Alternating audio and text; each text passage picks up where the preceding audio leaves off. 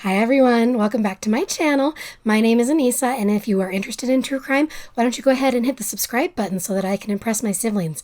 I'm the baby, and this is all I have. Today is actually part 3 of our Ken Rex McElroy saga. When we last got together, it was 1972, and we learned more about Ken Rex McElroy's life. He had just met his most recent girl, who would turn out to actually be his last girl, Trina. She was 14 when she discovered that she was pregnant with Ken's baby, and she dropped out of school. Buckle up. This one is going to be a wild ride. So in part 2, I spoke about Kathleen Whitney, the teacher who seemed to be the favorite of generation after generation of students because of her passion and dedication to her students. Well, when she found out that Trina was carrying Ken's baby and dropped out of school, she was pissed. She had heard that Ken was taking Trina off the bus and then returning Trina at the end of the day crying and disheveled, and couldn't for the life of her figure out why no one hadn't done something. You'll also remember Treva, Trina's mom, who was swearing up and down to her sister Brenda, also married to Russ Johnson, the sheriff's deputy, that there was nothing going on between her daughter and Ken Rex McElroy. Trina had less and less time for Vicky since she had begun seeing Ken, and now she had actually dropped out of school because she was pregnant. Vicky was left behind in childhood after Trina was thrust into the adult world far earlier than she should have been, and against her will. Vicky was a little bitter, but she did her best to understand. Ken was an older man. He had a fancy car, he had a lot of money, and he was actually friends with Trina's father. In the beginning of the relationship, well, let's call it what it was. Grooming.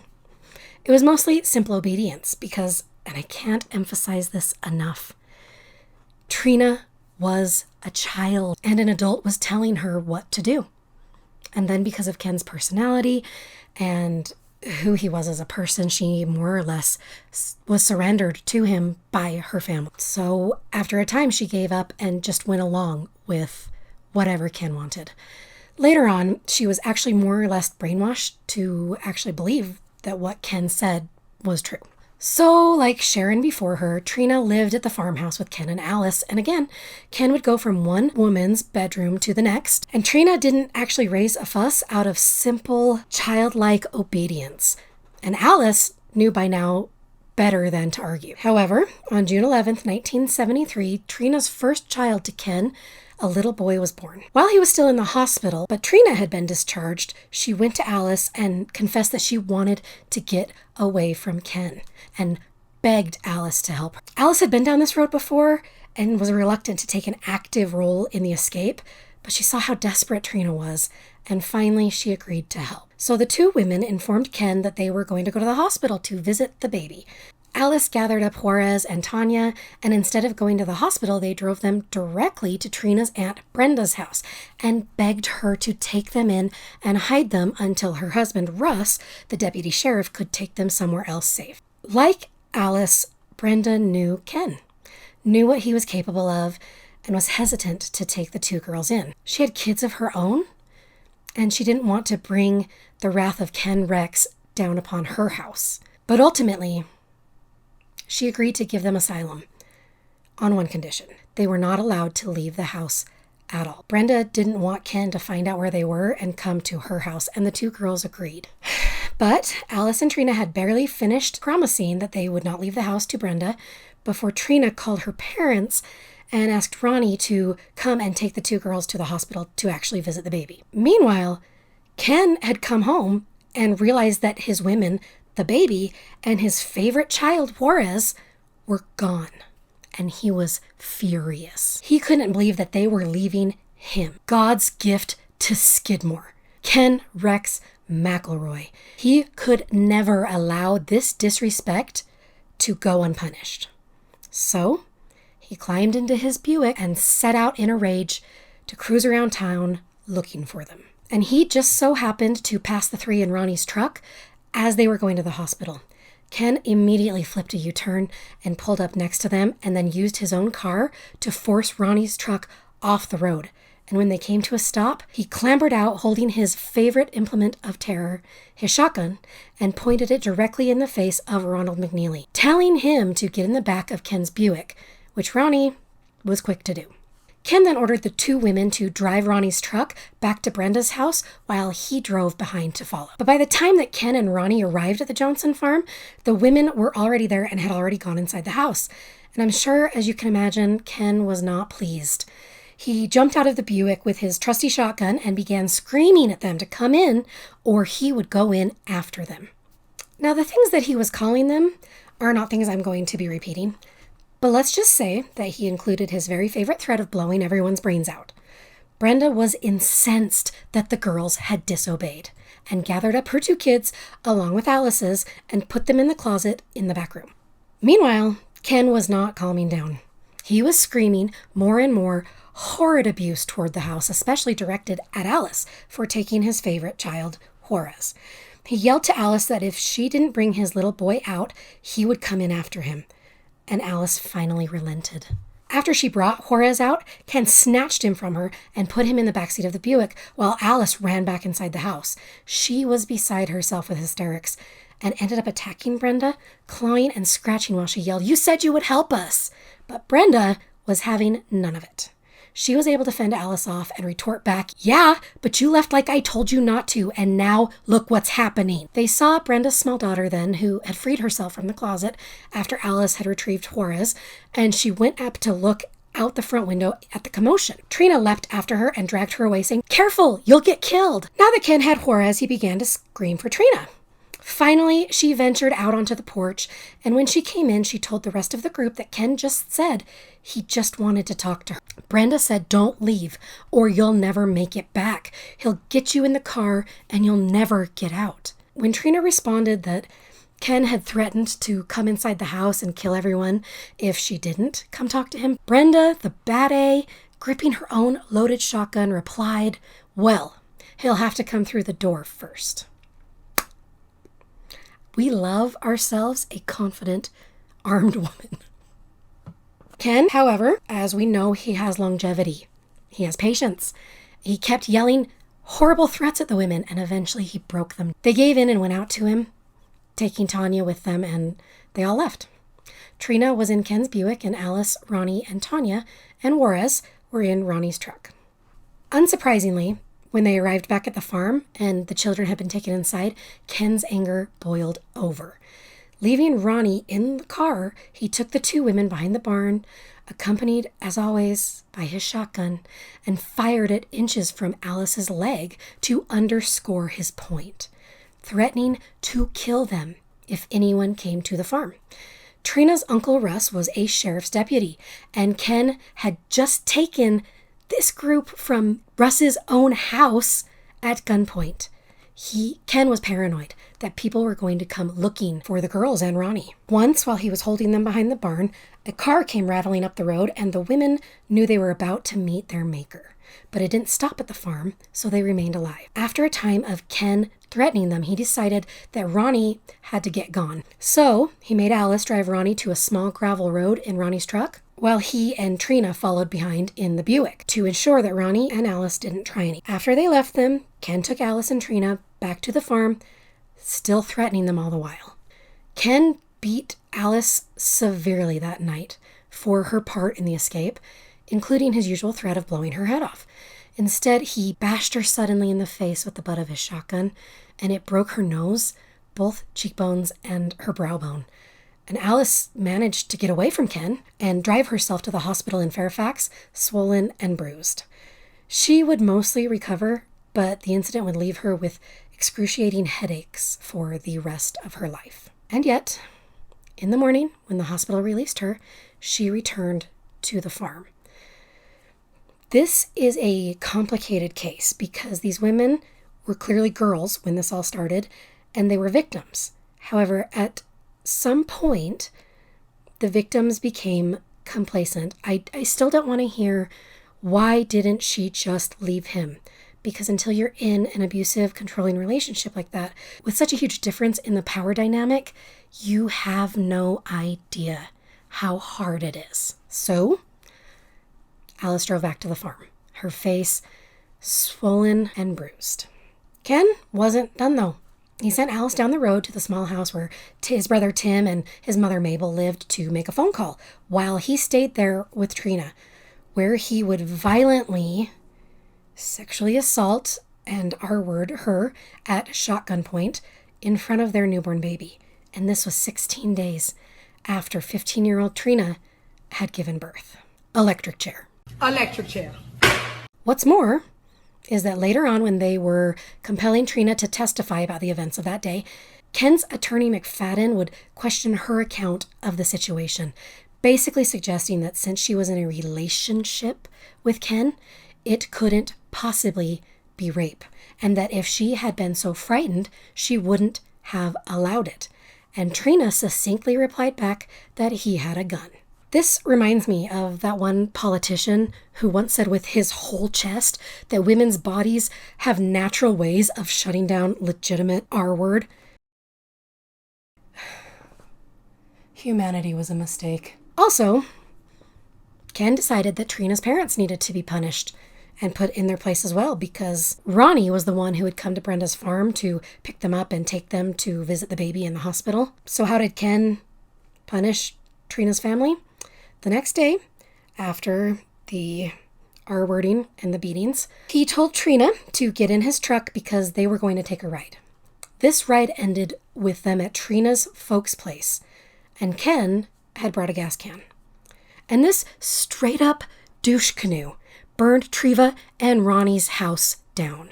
And what's even worse, because I don't think they were very stellar parents anyway, so I don't want to say they deserved their house to be burnt down, but they did essentially give their 14-year-old child to a grown man with no fight.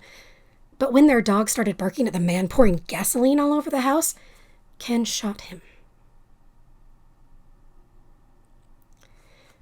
You don't mess with children, you don't mess with elderly, and you don't mess with animals. Hard and fast rules to live by. So when they discovered their dog dead and their home burnt down, Treva and Ronnie dipped. They moved all the way out of the county and left Trina to fend for herself with Ken. Good luck, girl. Hope he doesn't beat you to death. Treva and Ronnie out. Moving out of the county and leaving Trina to her own devices with Ken didn't seem to make them feel completely safe, though, because a few weeks after they had moved into their new, non-burnt down house, Brenda, Treva's sister, stopped by to visit, and she found the front door wide open and the wash still hanging on the line. The furniture was still there and everything seemed to be in place. But again, Treva and Ronnie had dipped. Ken had caused so much damage to Trina physically with the beating and the R-wording that she actually had to go to a doctor in Mound City a couple of days afterward, which caused the doctor to then call the police. Trina was still a minor. She should not have just given birth to a baby. She should not have been beaten and R-worded. No one should, but especially children. So she was placed in the custody of the county and then housed at a mental hospital for about 3 weeks. Not because she was considered unstable, but because it was a secure location that Ken wouldn't be able to find her. Her baby was placed in foster care. After she had been in the mental hospital for about 3 weeks, she was told she was going to go to a foster family at the Air Force Base in a town called Knob Noster, a town about 3 miles away from Skidmore, and no one told her anything about her baby. And on June 19th, 1973, it looked like Ken was finally going to face some consequences for his actions when the prosecutor in Nottoway County filed 3 criminal charges against him: R-word, arson, and flourishing a deadly weapon. Then another charge was added: assault against Trina for, quote, kicking and slapping her by pulling her hair, by exposing her to vulgar and obscene language, and by causing Trina to exhibit herself as nude before him, end quote. Ken could be arrested at any time on any of the 4 charges, and each would be tried separately, and he was facing the death penalty on the R-word charge. We're trying to work with YouTube. We try not to be suppressed. It's not working. So Ken and Alice decided that the best thing to do was to get out of Nottoway County to lay low until things settled down. Charges don't just settle down. Felony charges like this don't just settle down. That's not a thing. Anyway, yeah, I never claimed that Ken was smart. I think in the last video I said he was an idiot, but he wasn't dumb. And in a lot of ways, in a lot of ways, he was fairly clever. but not the brightest bulb in the box. Just, do you remember that he dipped out of school when he was like in 8th grade and he never learned to read because he repeated 5th grade like 2 or 3 times and never bothered to learn how to read? So not the sharpest tool in the shed, not an idiot, just a D-bag. So Ken and Alice left their kids with his sister Dorothy and moved to Kansas City. After they'd been gone for a few days, though, the sheriff came out to the farm and told Dorothy that because McElroy had left his kids, the authorities were going to declare them neglected and take them away. Needless to say, Ken was pissed. He called his attorney right away, and McFadden assured him that the county had no basis to take his children. They were probably attempting to smoke him out of hiding. And it worked. Ken surrendered and was arrested, and then he promptly bonded out, paying the $2,500 bail. I wonder if Mabel paid that for him, though. She was usually the one who paid his surety bonds. I don't know. That is a fact that was not given on the interwebs that I can think of. Ken was trying to fall back on his old set of rules, remember from last video, for dealing with the justice system. Namely, no witness, no case. He was doing his darndest to find Trina, but he lost track of her when they took her to Knob Noster. He was enraged and desperate. He even offered his friends $2,000 cash to the man who found her, no questions asked. He would scour all the small towns around, only in borrowed vehicles, searching for her, but he found no sign. And while Trina was in state custody, she was talking. She was describing all the abuse that Ken subjected her to. And I'm not going to get into the details. If you want to find out, you can read In Broad Daylight by Harry MacLean. Needless to say, though, the things that she told him appalled her juvenile officer. Now, a foster family in Maryville, George and Ginger Clement, had become something like a safe house for many unwed mothers over the course of the years that they fostered. The state held nothing back from them, explaining all about Trina's situation, her baby, the baby's father, and also warned the Clements that he would likely find out where she was and come for her eventually. They talked it over, they spoke with their neighbors and the police, and they decided they had a good enough support system they could take Trina and her baby. So, Trina and her baby stayed in a room in the basement with the Clements for about 4 weeks before Ken finally tracked her down. Ginger came home one day to see a large white Oldsmobile parked down the street with a large man with black, slicked back hair in the driver's seat, and she found Trina holding her baby, shaking and sobbing, absolutely terrified on the floor of her basement bedroom. Ginger called the police, who came to talk to Ken, and he left after a few minutes. They told the Clements that he wasn't breaking any laws by parking on the street, and that unless he trespassed or did anything else that was actually illegal, there really wasn't anything they could do. And then the phone calls started. The caller, always a man, would demand Trina.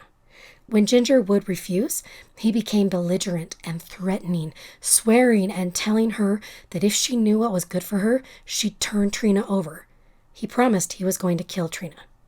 And if you remember from the last video, Ken had already shot Alice's stepdad, Otha, fully intending to kill him. And the only reason he didn't is because he's a crappy shot. Trina knew what he was capable of. Ken began driving past the house slowly in his Oldsmobile. The Clements girls spent a lot of time with Trina. They had some teenage daughters, and little by little they brought her out of her shell, teaching her how to do things like her hair and her makeup. Trina longed to go back to school and live a regular life. She was not allowed to see any boys, however, though the sisters would sometimes bring friends over to the house, and sometimes they were boys. Now, Trina seemed to hit it off with one particular boy and had blossomed and opened so much that Ginger asked the social worker, wouldn't it be okay if Trina and this boy went out and sometime and got away from the house, maybe to a ball game or something? And the social worker said no. They needed to prove to the court and the jury when things went to trial that there was no opportunity for Trina to have been with any other man. Finally, November 1973 rolled around, and Ken Rex McElroy was going to trial. The incidents and charges happened and were filed in Nottoway County, so they should have been heard by the local magistrate, but in this and all of Ken's other cases, Judge Montgomery Wilson disqualified himself. So let's talk about Monty, shall we? Montgomery Wilson grew up in Skidmore, Missouri, and his father was an officer at the bank. After he got his law degree, he became magistrate and soon made a name for himself in the local legal scene. But the name was a reputation for being spineless, weak, and indecisive. According to one deputy sheriff, Wilson, quote, had less force in his voice than an 11-year-old girl. He had absolutely no guts at all, end quote. Well, that deputy sheriff clearly never met my niece because that girl takes no crap from her older brother or anybody. To quote the bard, though she be but little, she is fierce. Monty seemed like he was constantly worried that one of his verdicts would be reversed on appeal, and he would hand down stiff sentences, but then suspend them, always giving the criminal one last chance. So one lawyer said, quote, the last one to argue in front of him usually won, end quote. And Monty was well known to be terrified of Ken. He once told someone, quote, I don't want anything to do with that man or I'll get killed, end quote. So he wussed out and handed the case to the magistrate in Atchison County, Clark Gore. And on November 15th, 1973, the preliminary hearing was held in front of Gore. Russ Johnson testified to Ken approaching him, Ronnie, and another man on June 11th in 1973 with a gun, spouting his usual threat of blowing their brains out and starting at the feet and working up. McFadden pointed out on cross-examination, though, that Russ had not arrested Ken immediately or attempted to take him into custody, rather waiting 4 days before signing a complaint. McFadden also called Ronnie McNeely, Trina's stepfather, to the stand, where he proceeded to testify on Ken's behalf. Way to go, Muscles. Nevertheless, the magistrate found that there was substantial evidence that a crime had been committed and that Ken had committed it, so he bound him over for trial. And in February of 1974, on top of the rest of the charges, they filed an additional 8 charges of child molestation against Ken for the times he took Trina to the motel in St. Joe's. The motel attendant testified to having seen them there together on at least 8 separate occasions. But the wheels of justice turned slowly, and the justice system took too long. McFadden managed to get the rape, arson, and weapon cases transferred to Gentry County and molestation charges to Platte County for some reason. Maybe he was afraid that they would be unable to find an impartial jury pool, untainted. Nevertheless, once they were transferred, nothing was done, and Trina couldn't hold up. The first 4 charges were set to go to trial on October 24th, 1974, almost 18 months after the incidents, and the molestation charges were set for November 25th, 1974, 2 to 3 years after the alleged crimes. Trina had been with the Clements for about a year by that point when a social worker called informing Ginger that Trina was going to be moved, but didn't tell Ginger where. Trina, though, told her that it was to her grandmother's, and Ginger suspected that it was because the trial was imminent. Ginger was apprehensive about Trina leaving, though, and felt like they needed to keep her for a little longer. Trina's grandparents, however, had fought hard to have her come live with them, and the juvenile department finally agreed and allowed her to return to Whiting, Kansas. She had no one there, though. At the Clements, Ginger and George had become like parents, and their daughters like sisters to Trina. She had never felt so alone as she did at her grandparents' house. So after being there for a couple of months, she broke down and called Ken and asked him to come get her. And he was all too ready to comply. After he snagged her from her grandparents' house in Kansas, Ken appeared in McFadden's office like a huge Elvis-haired ninja. McFadden was startled to see him and buzzed his secretary, telling her to give him a heads up the next time that Ken McElroy was going to come in his office. But the secretary was super confused. She hadn't even seen Ken. Elvis Ninja. Ken asked McFadden how the cases were going, and McFadden admitted that they were tough cases. They would be hard to win. So hearing this, naturally, Ken's next question is, what happens if I marry Trina? When McFadden confirmed that she would not be allowed to testify against him, Ken was very happy until McFadden said, quote, but you got a problem, Ken. You're already married, end quote. Now, I actually just found this out like 2 weeks ago. I knew that the spousal privilege when it came to testifying in court meant that they could not compel a spouse to testify against their spouse, which that makes sense to me. The idea of keeping the relationship between 2 partners as sacrosanct and confidential, different things like that, that makes sense. However, I didn't realize at the time until recently that it also meant that they could prevent their spouse from testifying against them about things that took place during the course of the marriage. It's like doctor-patient confidentiality. So even if the spouse wanted to, unless the spouse had been the victim of a crime, it gets touchy.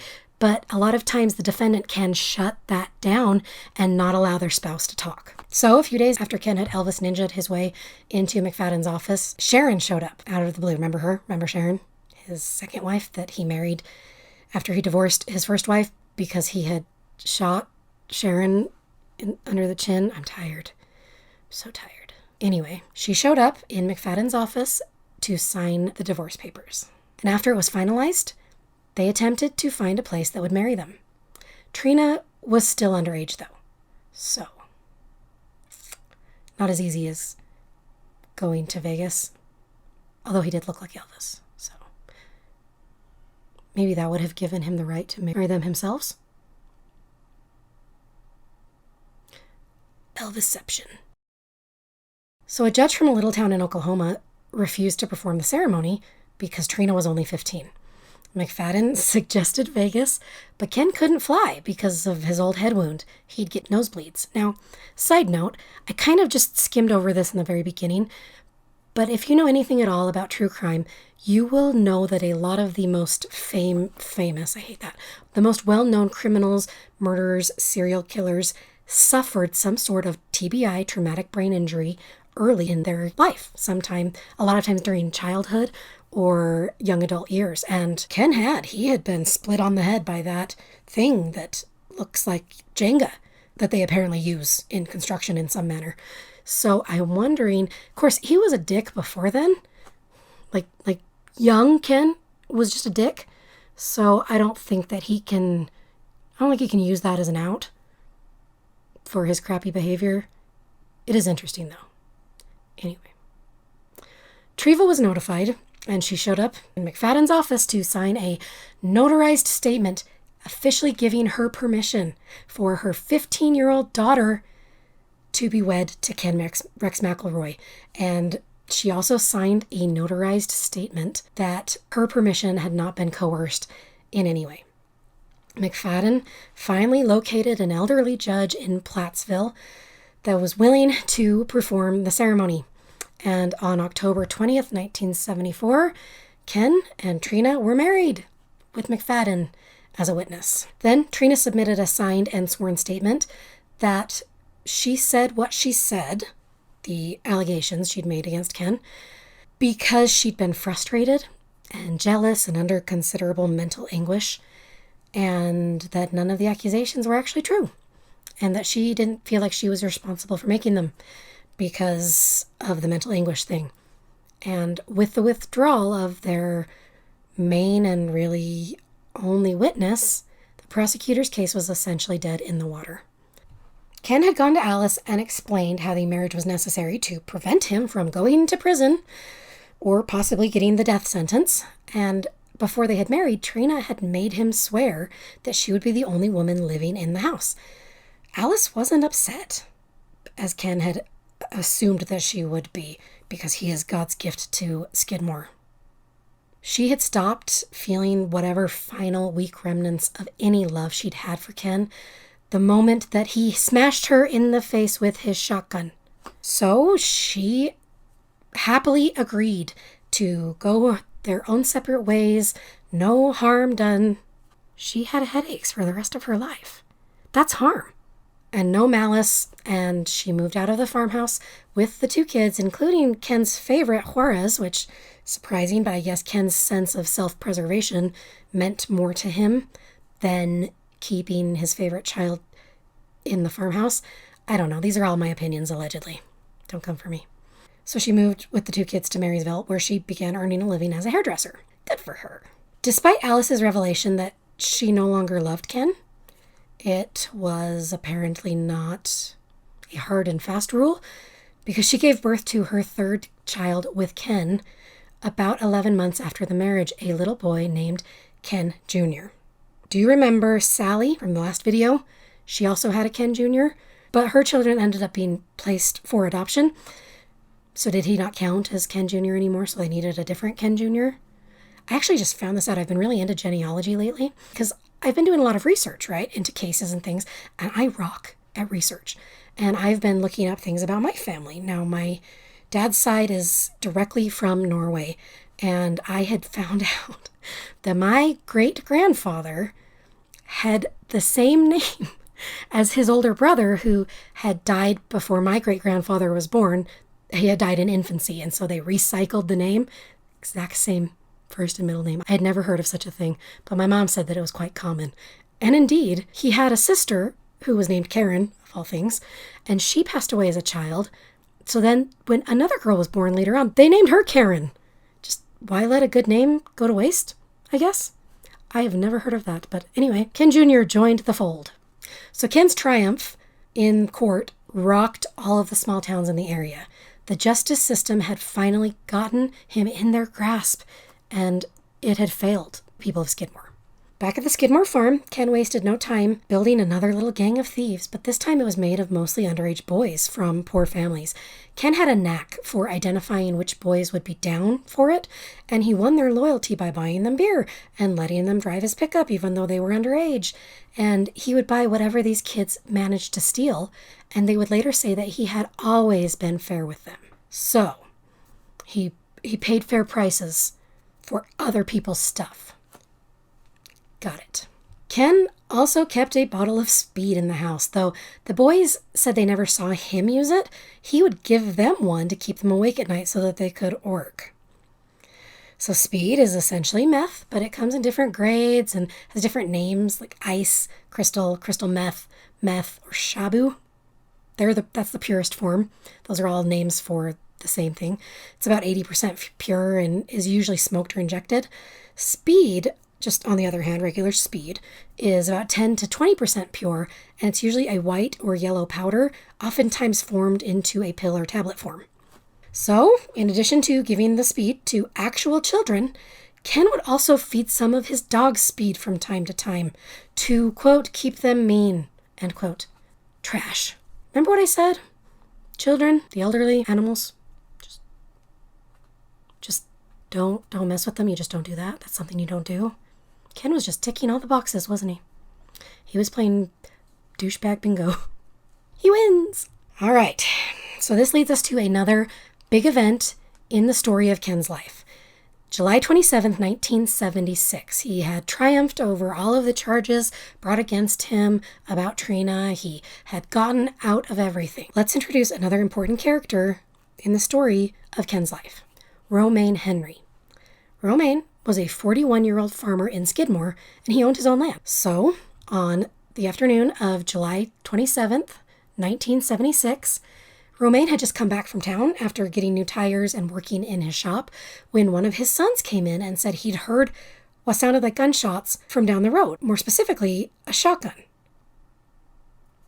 Who do we know who has a favorite shotgun? Just loves it. Puzzling. And it was coming from their property that they owned legally in the eyes of God and the law. So Romaine climbed back into his truck and drove to investigate. After driving for just a couple of minutes, he saw what he recognized as Ken's green Dodge truck parked along the side of the road. And Romaine knew what Ken was like. So he decided to drive on by and forget whatever was going on there. It was not worth it.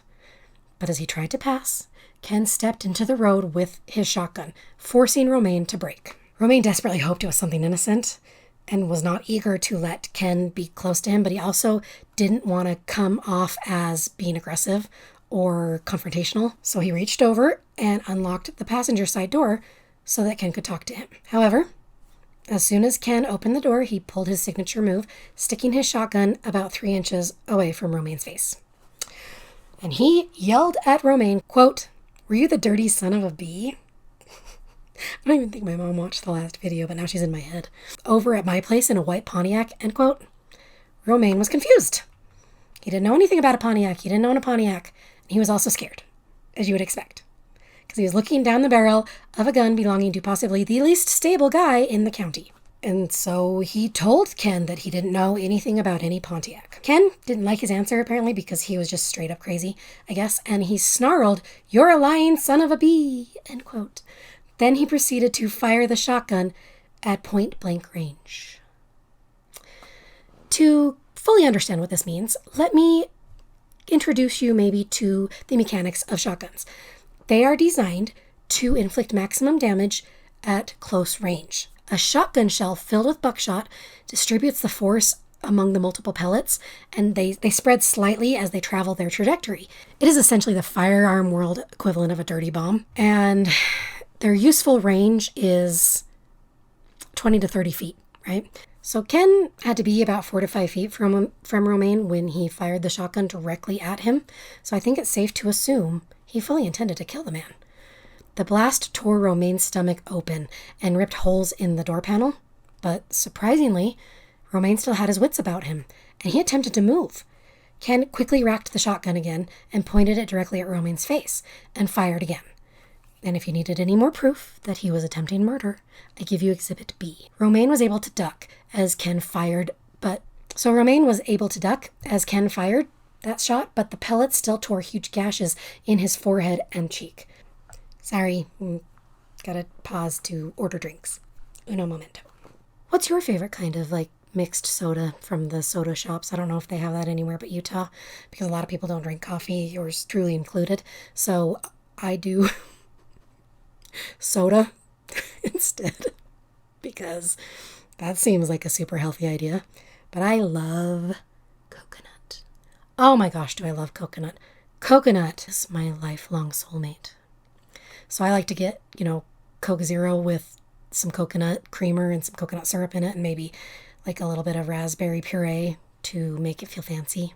So what do you like? What do you drink when you need a little bit more energy than you have? Let me know in the comments down below. I'm excited to find out because I love mixed drinks, and I don't drink alcohol, so I love the mixed sodas because that's just seems fun and fancy. Life could be a dream. Life could be a dream. My singing voice is a little rusty because I have asthma, and some of the medicine that I have to nebulize, breathe in, it's like a really fancy vape that keeps me alive. Some of the medicine sometimes makes my voice sound a little raspy, and we're okay with that. I'm okay with who I am. Okay. So I will try not to sing, but I won't try that hard. I'm putting the order in, and my husband is going to go pick it up because I'm filming, and it's snowy, and he's so sweet, and I love him. Should I get a cookie? I'm gonna get a cookie. So in addition to asthma, I actually also have diabetes. So sugary drinks and cookies may not be the best idea for me. But look, if my feet are gonna fall off, my feet are gonna fall off. It's just inevitable. I think I just heard a duck quack. I live in a complex. Who has a duck? You have a duck? You're not supposed to have a duck. All right. We're good. Caffeine is on its way. So, where was I? I don't remember. Oh yeah, Ken just shot that guy on his own land for no reason. Right. I remember now. I wish I didn't. So, Romaine had ducked, but the pellets still tore huge gashes in his forehead and in his cheek. He was able to get the door open, though, and he tumbled out of his truck, and he crouched by the front fender, intending to make a run for it. He was attempting to get to his fields, where he thought he stood a decent chance of losing Ken and making it home.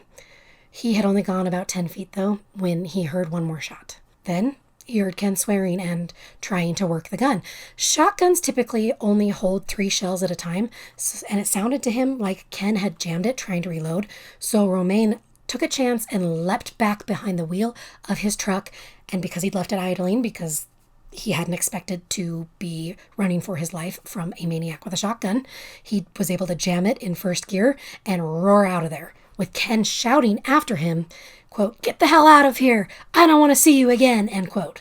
Romaine was on his own land, and Ken was on Romaine's land. So he told Romaine to get out of here, and that he didn't want to see him again. which would have been easy for him to do if he had just left the other man's land that he had no right to. The narcissistic audacity of it all. When Romain looked into the rearview mirror, not only did he see blood streaming down his face, but he also saw the green Dodge following him, with Ken at the wheel, the shotgun hanging out the window. So, because these were narrow dirt roads, and as Romain, he had to make turns, right turns, to attempt to maneuver back to his house. He expected a shot from Ken every time, that Ken would take advantage of the angle as Romain turned, but it never came. And finally, as he took the third turn, the green pickup suddenly dropped away and stopped the chase. Romain was losing so much blood that he nearly lost consciousness before he actually made it in front of his home. Finally, he was able to stagger to the front door where he told his wife, quote, "I think we better get me to the hospital," end quote. Understatement of the year. Can you imagine being his wife? Like, last you knew, your husband was working in his shop, just having an average day. And then, like, a really short time later, he's standing in your doorway, bleeding from multiple serious wounds, expressing his thought that he might, maybe, possibly need to go to the hospital. Talk about a jump scare. Oh my gosh, I would never recover. So when he finally made it to the hospital, doctors found an 8-inch long wound on his abdomen, tearing his stomach cavity open, with powder burns to the skin and 7 pellets still embedded in his abdomen wall. Okay, so when a gun goes off, I don't know how many of you know the mechanics of guns. I'm sure you understand that there's some sort of gunpowder that's used in it. The way that it works is that there's, long story short, there's a primer on the back of a bullet, and when the firing mechanism of the gun hits that primer, it ignites the powder that's loaded into the bullet, forcing the actual bullet out of the shell or the casing, and that little metal bullet part is what travels through the air. And with this explosion, with the firing of the gun, the powder obviously burns. And if you are close enough, you can actually get burns on your skin from that powder, that hot powder that is being used up in the propulsion of the bullet. Do you know how close they had to be for him to get powder burns on his wound from the shotgun that Ken was firing? Oh my gosh. You just can't. Surgery was completed, but the pellets weren't able to be removed at that time. Later, though, they would become infected, and the doctors would have to operate again, this time removing all the pellets. Fortunately, no pellets had actually embedded in his head wound, so with cleaning up and stitches, those were okay. After his emergency measures were done, Romain remained in the hospital for an additional week for treatment. So Ken was arrested the next day, and the prosecutor charged him with feloniously assaulting Romain Henry with the intent to kill him or do great bodily harm. You think? So what did Ken do? He did what came naturally to him, and he lied through his big stupid teeth. He said it was obvious that Romain had been shot. That could not be disputed. Good work, Ken. But he said that Romain was mistaken about who had actually shot him. Ken simply wasn't there. Not only that, he was able to either persuade or threaten some other people to claim that they had firsthand knowledge of him being at home during the time of the shooting. 2 people did come forward to say they witnessed him on the roads near the Henry farm at the time of the shooting, though, so that was good. A school bus driver who rode a bus that Ken would take Trina off of, remember that? We just talked about that a little bit ago. He said he saw Ken driving the green truck with another man riding shotgun. Do you guys know where that comes from, by the way?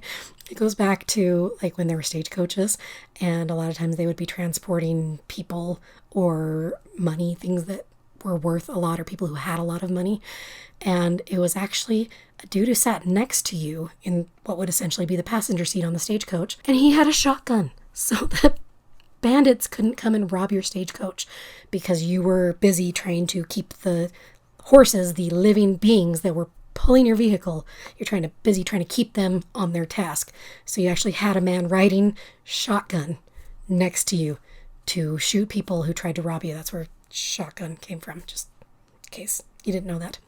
Anywho, so the school bus driver saw them come barreling down the road at about 50 miles an hour directly after the shooting, and said that Ken paid little attention to corners and turns, almost like he were fleeing something.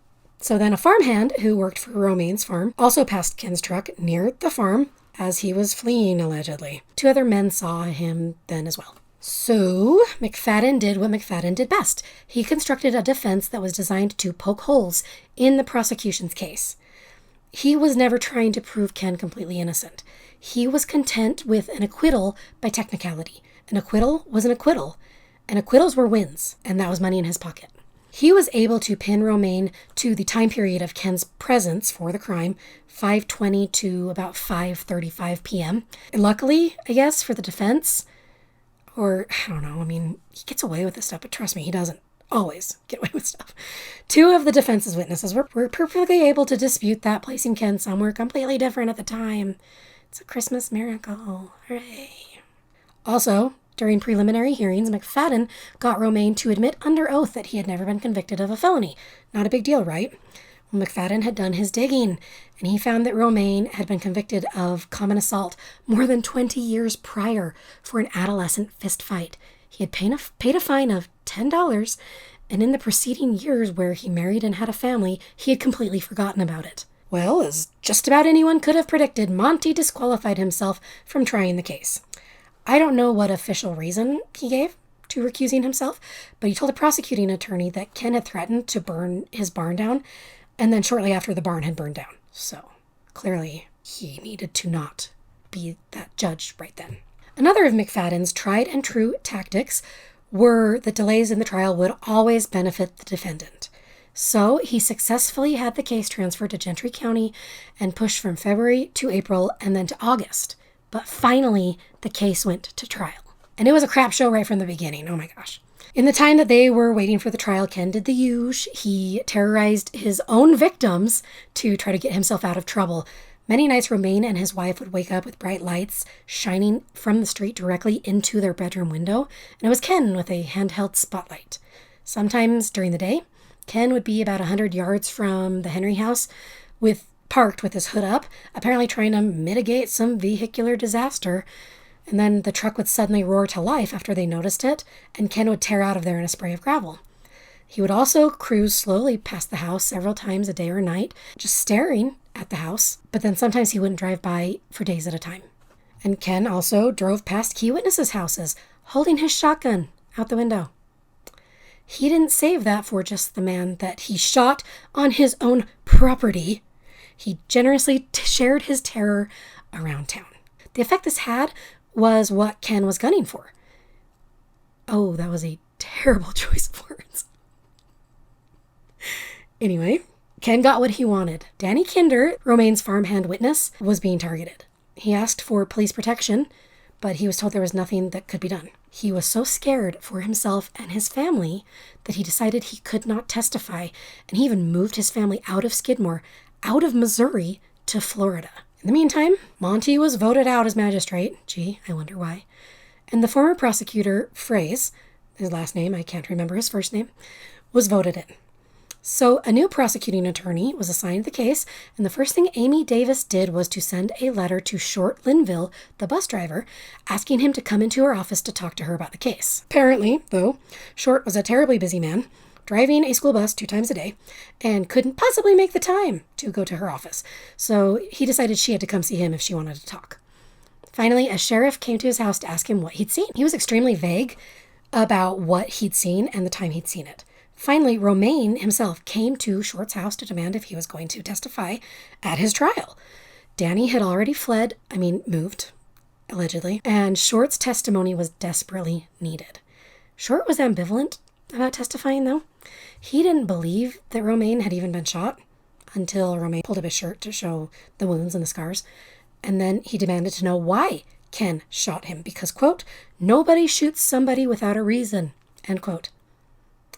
Now, he knew Ken Rex. I'm not certain why he was so surprised. He had heard rumors that Ken and Romaine had been involved with the same woman, which were completely untrue. When Romaine told Short that there was no logical reason for Ken to have shot him on his own land, Short was out. Why would he put himself in Ken's crosshairs if Romaine wouldn't even tell him the truth?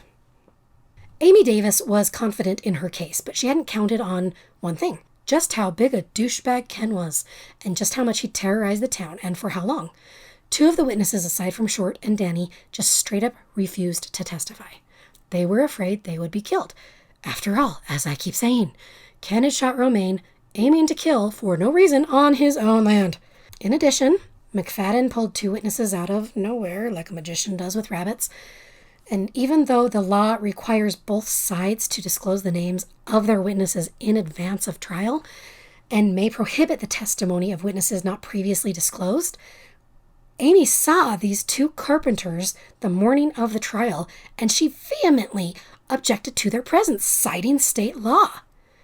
To her utter amazement, though, the judge overruled her objection, refused to issue a continuance, and told her to interview the witnesses there that day on the spot. It's just outstanding, isn't it? Not only that, but the jury seemed to have something funky going on with them as well. They seemed to be in Ken's pocket for whatever reason, whether he threatened them or paid them. Multiple of them wouldn't even look in her direction, not even when she was cross-examining or speaking, like she didn't even exist.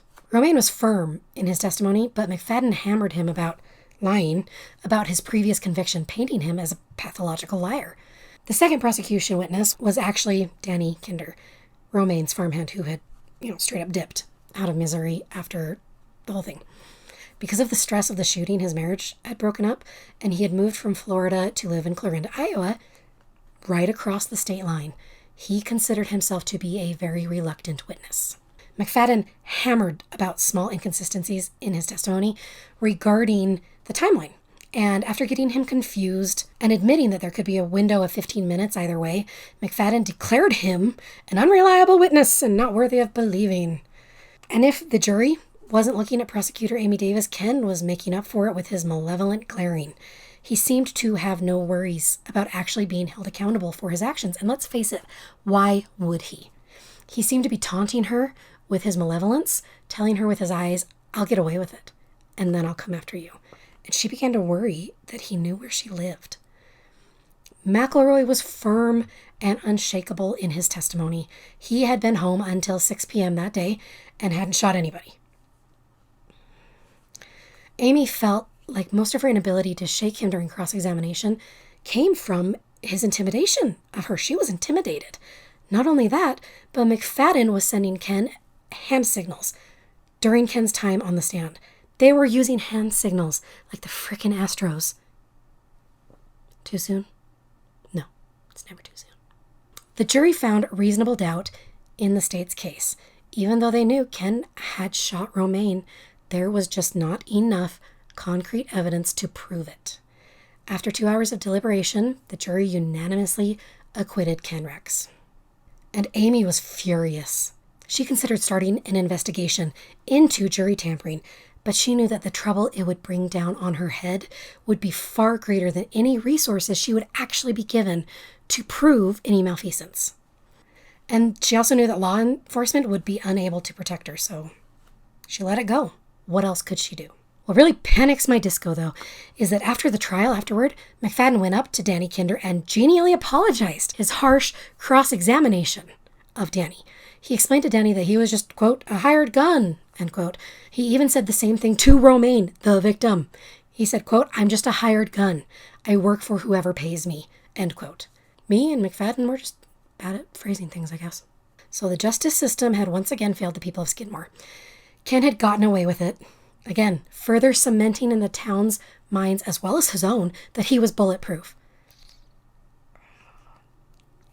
I'm bad at this. Poor choice of words. Short, Linville, the bus driver, received heavy criticism from the people of Skidmore, including family, friends, and neighbors.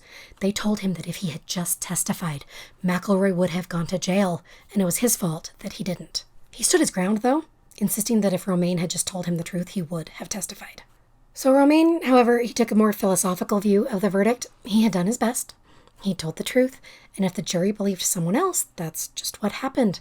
He figured it was over now, and he could get back to his everyday, normal life. He was wrong, though. In October, as he was driving home, he passed McElroy on the road. He watched in his rear view as Ken made a U-turn and began to follow him. He followed him all the way to Romain's farm, and when Romain turned in the gate, Ken stayed parked there just outside the gate. Romain knew what would happen if he got out of the truck, but he did it anyway. He saw Ken raise something to his shoulder, and a second later, a rifle shot rang out and whizzed about 2 feet over his head. This mofo just got acquitted for shooting this man, and he's over here shooting at him again. Unbelievable. It's unbelievable. Romain climbed into his combine and started down rows of beans. You can only live in terror for so long before your body gives up. If he was going to die, he was going to die. He might as well get some work done before it happened. Ken didn't fire again, though, and after about 10 minutes, he got back in his truck and drove away. Romain didn't even consider reporting the shooting. If the jury had sided with Ken after he had actually shot Romain in the stomach, there was no chance they were going to punish him for shooting into the air. And that's where we're going to end part 3. I know there is just so much to this story, and I knew that it was going to be a multi-parter because it's not just the ending of the story itself that matters, but rather the culmination of events over Ken Rex McElroy's life that lead almost inexorably to his own demise. To understand the ending, we have to understand the rest of the story. To understand how the town people were able to do what they did, we have to understand what pushed them to be there. I'm working really hard on getting the next video out as soon as I can, hopefully in the next couple of days. I feel like I'm getting this down a little, maybe, possibly, and I anticipate that the next part 4, will be the final part in the series. Next time, we'll examine the immediate events that happened in order to light the wick that burned down the life Ken had left. I hope you'll subscribe to see what comes next, and don't forget to like this video if you liked it. It will really help my channel grow. When I hit 100 subscribers, I'm going to give away a copy of my book, Killing Time, a Blair McDaniel story, a paperback copy. So if you want to check it out before then, though, the link's in the description. So much for watching. I really do appreciate it. I feel like I'm talking to friends, which is weird because I don't have any friends. I'm just kidding. I have like 2 friends, maybe 3. But we can be friends. I really do feel like I'm connecting with people when I am making videos. It's weird. Anyway, thanks for watching. I'll be back as soon as I can with the next video. And in the meantime, don't forget, don't be a dick. It's really not that hard. Bye.